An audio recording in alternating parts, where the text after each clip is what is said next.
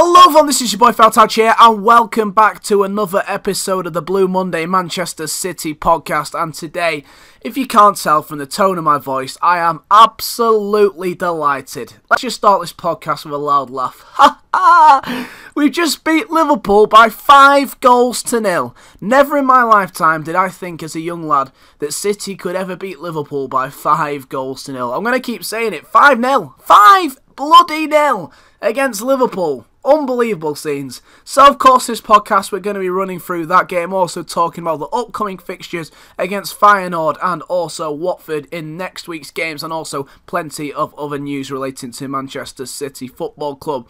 Now, to get things started, let's talk about that magnificent win. 5-0 against Liverpool.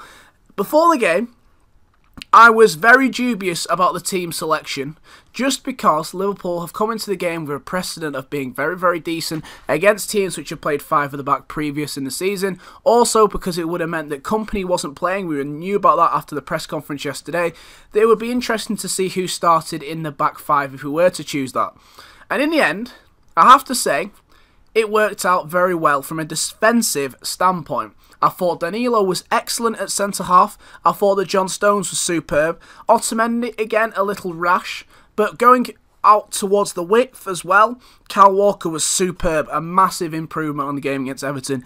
Bombing down that wing like no man's business. Fantastic.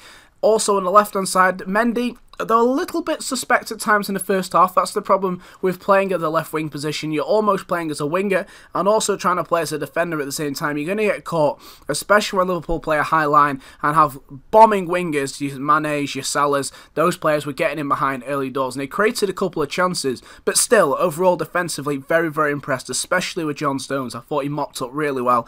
And Danilo, because he was playing in a position which is unfamiliar to him. Really, really good team selection by Guardiola. We still had the width from Mendy and Walker, and it also allowed City to free up plenty of space for Kevin De Bruyne, who pushed on a little bit further than he did in previous games. And going forward again, I was shocked at the fact that we played two up front, because in previous fixtures, Jesus and Aguero hadn't worked too well together. They weren't really linking up, their runs weren't really in sort of sync. There was lots of problems going forward with those two lads. But they seemed to just get it right yesterday. There was a couple of moments where they could have linked each other up a little bit better, but the way they scored the goals, they worked fantastically as a double up front, and I was really, really impressed with those players, especially the runs in behind from Gabriel Jesus. Absolutely fantastic. But it does help when you're playing against a defending side which are just absolutely hopeless. Looking at that Liverpool back four yesterday, I was shocked, genuinely shocked at how bad they were. I knew they had defensive issues, but I didn't think they were that bad. And it really does go to show that perhaps Klopp is the real fraud. Perhaps his name should be Jurgen Flop instead of Fraudiola, because looking at that side yesterday, how he's not gone out and bought a centre-back, whether it's Virgil van Dijk or somebody else, it really is shocking. I was surprised that Klavan started, because the guy is just too slow for the Premier League, really is off the ball. And then Lovren, though he's not much of a better defender, is a better player than Klavan. Then at left back they decided to go with Moreno, who simply just cannot defend, whereas you got Andy Robertson, who's a good defender, not playing. And then at right back they chose the inexperienced Trent Alexander-Arnold. Yes, he's quick, but positioning wise was awful. And then across the other side of the defence, I thought Joel Matip was awful as well. And then in goal, Mignolet. Yes, he made a couple of decent saves. He couldn't really have done all too much, but the first goal, he really sold himself far too easily. And I think Liverpool are really missing a goalkeeper. So from a defensive perspective, before the game had even really got going, there was lots of issues for both sides. But City started off, we started a little bit slower than Liverpool, but we were much brighter of the two sides, and eventually a lovely goal, fantastic one touch, played through the middle, awful defending from Liverpool. The defenders were so far apart from each other, really spread out. I was surprised at how simple that is a mistake, and Aguero, all he had to do was just knock it around the goalkeeper. 1-0, great start to the game. And you can thank me later, Manchester City fans. I decided to take Sergio Aguero out of my fantasy league team, so of course he was going to do really well yesterday. So you can applaud me in the comment section down below. I decided to replace him with Roberto Firmino, because as I said in last week's podcast, I thought the City would get hammered on the counter-attack. How wrong was I? It's good to be proven wrong, I've got to say, and fair play to Guardiola because he managed to do it.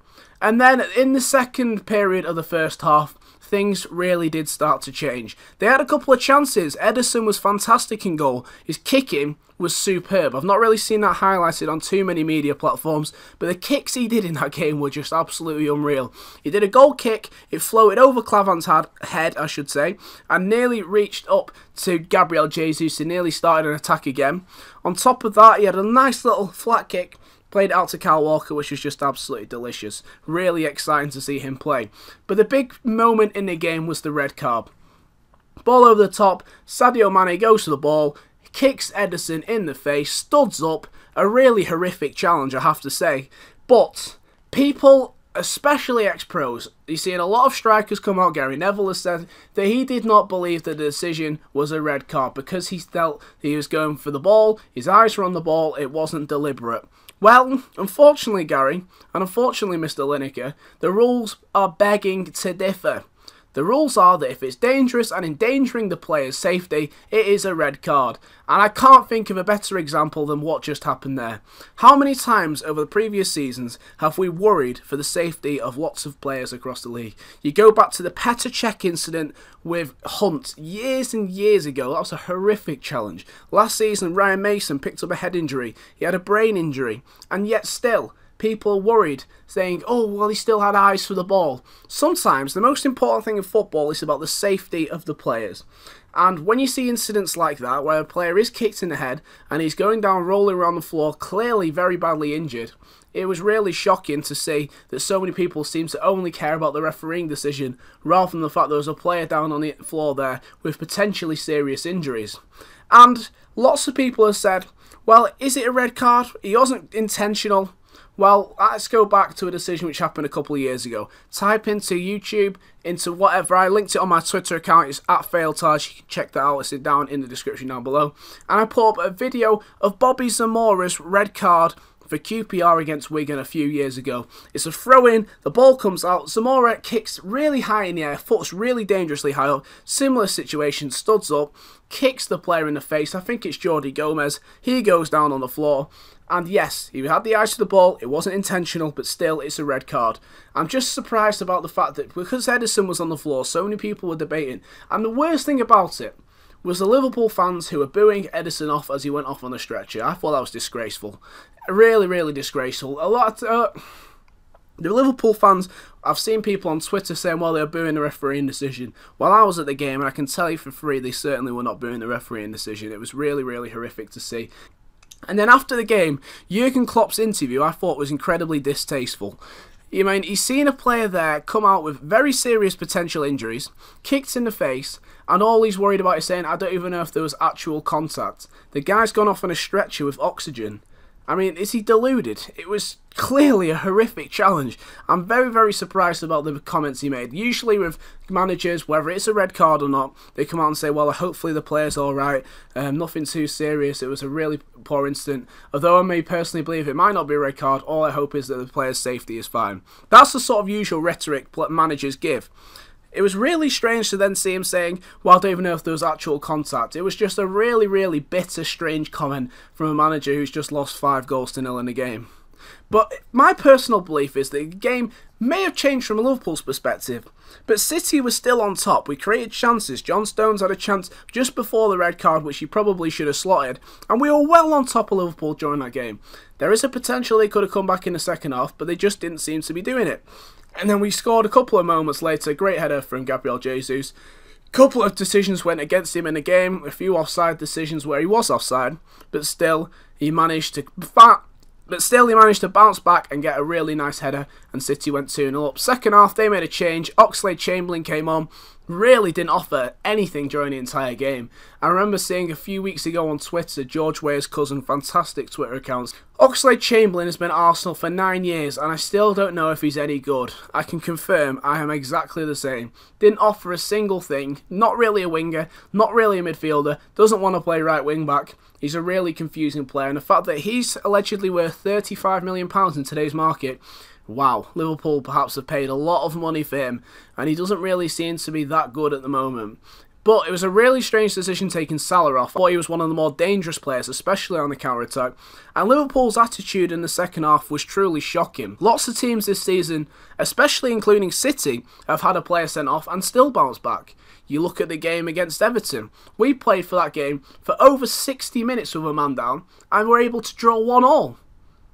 Chelsea had 2 players sent off against Burnley and still pulled that back to 3-2. Liverpool's attitude and the players they have were awful. Truly, truly awful. I'm surprised people in the media are not lambasting someone like Klopp more, and the players especially, for how poor and gutless their performance genuinely was.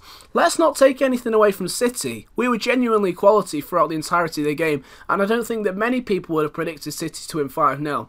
I think the red card is an excuse for the performance, when in reality it's just papering over the cracks for the problems which Liverpool have. They have so many defensive problems, they don't really have all too much creativity when Coutinho's not involved, and looking at that side, I really do not think they're good enough to win the Premier League this season, despite the changes which they have made, and also the fact that they have kept Coutinho. But in the second half, City just turned it on. Nice goal. Lovely through ball there from Aguero. Sets Jesus up. He couldn't miss that. Sané came on. He turned the screw in the second half. Fantastic. He played almost up front, left wing position, and did fantastically well. Fantastic first goal. Lovely ball in from Benjamin Mendy. He looks like a real player. And then a fantastic goal to capitalise it. 5-0 against Liverpool. What a goal that last one was from Sané. 5 of the best from Manchester City. One particular player which impressed me lots was Benjamin Mendy. I have to talk about him because he's already become a Manchester City legend. The things he puts on Twitter and social media are fantastic. I really do love the guy. He's already becoming a cult figure at the club. He really does seem to play a lot like Micah Richards. He reminds me of him, not just in his build, but the way he plays. He's got an interesting first touch, I'll put it that way, but he delivers a fantastic ball. For me, he's like a perfect blend between Kolarov and Clichy, which we should have had. Clichy's defensive ability at times, I know I can't believe I'm actually saying that, Clichy's defensive ability, that doesn't really work that well, but still, his defensive ability and also the way he delivers balls into the box in a Kolarov manner. Fantastic to see. He was excellent during the game. A really big, strong lad. I still don't think he's 100% fit right now. Wait until he's got a few more games under his belt, and I'd love to see him play. Ederson, very, very decent indeed. Thought he was great in the game. It's considering the fact that it's only his 4th game in the Premier League. He really hasn't made too many errors, and I've been very, very impressed with him so far. On top of that, going forward, I thought that Gabriel Jesus was excellent. The runs he makes in behind are superb. David Silva was quiet, but when he's quiet, that's when you know he's really, really deadly. Some of the passes he was making, he just directed the tempo of the game yesterday. In that second half, City didn't really have anything to do, just restricted Liverpool to long balls over the top. We dictated the tempo, fantastic to see. Overall, a 10 out of 10 performance for City, and it's a superb way of putting a marker down for the rest of the season. And it also helps in terms of goal difference. We're only 2 goals behind United now, and they've had easier games, I would say, at the start of the season. So we're now joint top, but United got 2+ goal difference on us. Very exciting indeed. Nice to see them dropping some points against Stoke, and it highlights their defensive frailties as well. But overall performance for City, considering that Company wasn't playing, really, really superb. Fantastic to see. Now going into next week's fixtures, City are of course heading to Feyenoord, the Dutch champions, on Wednesday. Really exciting fixture, that one, especially because for the fans, it'll be a top draw away day. I have to say, it's been interesting this week because I follow a couple of the City pages on Facebook and stuff. Ticket swapping things where you can buy tickets at face value. Really, really good page actually. If you're a fan and struggling to get tickets for away games, home games, superb, all at face value. All legit, fantastic website. I'm not even promoting it, it's just a really good website. And on there, loads of people buy tickets for away games and then sell them despite the fact they can't go to them just to get the points. And lots of people have underestimated the demand for this one, so it's been interesting. Loads of people are flogging tickets for the Feyenoord game if people still want to go. Really exciting fixture. Now, Feyenoord come into this game with a really good form. They haven't lost a game this season. They've won every single thing which has been put in front of them. They won at the weekend by 4-0. They've got a few familiar faces in their side. Karim El Ahmadi was playing. He was playing for Villa a couple of years ago. Steven Berghuis was sold from Watford. They've also got a couple of other decent lads in their side. And they, luckily for our perspective, have had one of their top goal scorers last season, Nikolai Jorgensen, picked up an injury. He hobbled off and is likely to miss the game during the week. He's a big, strong lad going forward, and they've got a lot of pace in their side. They've lost quite a few players from last season, some decent players. They've lost Alejandro Elia, they also lost Dirk Kuyt, but they've brought in some okay replacements. They've also sold Rodney Congolo, brother of City's Congolo. He's headed off to Monaco, and they've also sold Karsdorp, I think that's his name, Karsdorp. He's gone over to Roma, so they've had to make a few changes, but they're still in good form at the start of this season. And Feyenoord away isn't an easy ground to go to. The stadium there has 52,000 supporters. United lost there last season. It's a real stronghold. The atmosphere will be bouncing. It'll be a very, very difficult game for City to play. But with the amount of money we have, and with the amount we've invested in our side, it's a game which you'd expect City to win. This really should be the easiest team to play against in our group, Feyenoord. On paper, that is. Dutch teams have beaten City in the past. Ajax have always been a tricky customer for City to play against, so it's a really enticing fixture. I'll be interested to see which team plays. Now, I'm expecting Bravo to play in goal even before Ederson picked up the injury during this week. I suspect he's going to be the cup goalkeeper. I can see him playing in this Geeks game, also potentially playing in the West Brom game. I think that Ederson should be back, although he's got some superficial injuries. I don't think there's any long-lasting damage, and I suspect that he'll play against Watford at the weekend. But still, a really enticing fixture. It'll be interesting to see which sort of side he plays. We've got lots of strength in depth in City's squad. Whether he prioritises the Champions League over the Premier League this season, we'll have to see. I suspect that Pep will challenge for every single competition this season, so it'll be really interesting to see how that fixture pans out. A tough game, I suspect, but hopefully City have enough quality to beat the Dutch champions Feyenoord. Then only a couple of days after that, City are going to be heading up to Vicarage Road to play Watford away from home. In previous to this season, I said that Watford were going to get relegated this year. I just did not think they had the quality to stay up. And I have been proven well and truly wrong once again. They've brought in some good signings. I have to say, I've been surprised about the quality of players they've brought in. Marco Silva is probably the biggest signing. He's a top draw manager. And then, of course, they've brought in some good players. Nathaniel Chalobah's been a sensation for them at the start of this season. Good English player. Been called up for the England squad as well. He's done very, very well indeed. They've also brought in Richarlison. I think he's a good footballer as well. An exciting prospect from the Brazilian league. And I can see him joining a bigger team in a few years to come. And also, just in general, they've just been a lot more solid. They've beaten some good teams this season. Of course, yesterday winning 2-0 against Southampton. On top of that, they put 3 goals past Liverpool in a 3-3 draw. They're still undefeated so far this season. They even went to Bournemouth and won by 2-0. That's not saying a lot because Bournemouth have been awful at the start of this season. But still, there's some very, very big things coming out of Watford this season. I'm very, very surprised. They're a big, strong and physical side, which perhaps at times last year they weren't. They've got some very, very good strength and depth in terms of the amount of strikers they can bring in. They're an exciting team, I have to say. I don't think it'll be as easy as the game City had to play against them last year. I can't remember what the ending result was, that 5-0, 6-0, something absolutely ridiculous, but we were absolutely dominant on that last game of the season. I simply cannot see that happening again.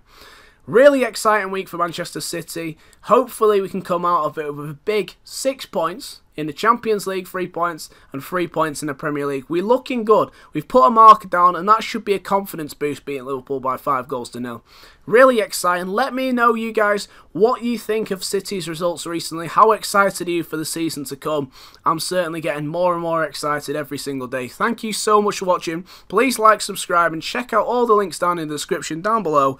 Arrivederci.